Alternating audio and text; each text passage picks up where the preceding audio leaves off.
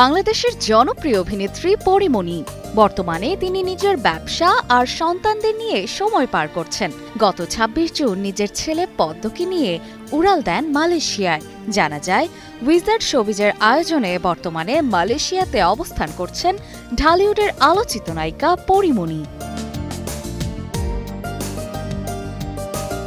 নিজের সোশ্যাল হ্যান্ডেলে airport, hotel জার্নির ভিডিও প্রকাশ করেন তিনি। সেখানে দেখা যাচ্ছে ছেলে পদ্মকে নিয়ে মালয়েশিয়ায় রাতের রাস্তায় বেশ মজা করছেন পরী।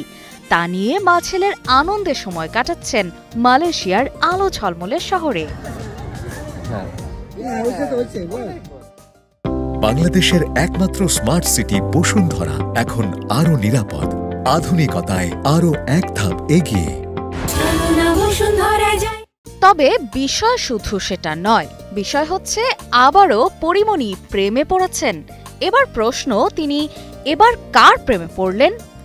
১ জুলাই মালয়েশিয়ায় বসে নিজের সোশ্যাল হ্যান্ডেলে কিছু স্থির চিত্রের মুহূর্ত শেয়ার করেন তিনি। ক্যাপশনে লিখেন, হে প্রিয় মালয়েশিয়া, আমি তোমার প্রেমে পড়েছি। ২ জুলাই একটি রিলস শেয়ার করেন পরীমণি। সেখানে দেখা যায় মালয়েশিয়ায় সাদা শাড়ি পরে মোহনীয়তা ছড়াচ্ছেন তিনি। ক্যাপশনে লেখেন, দেশি।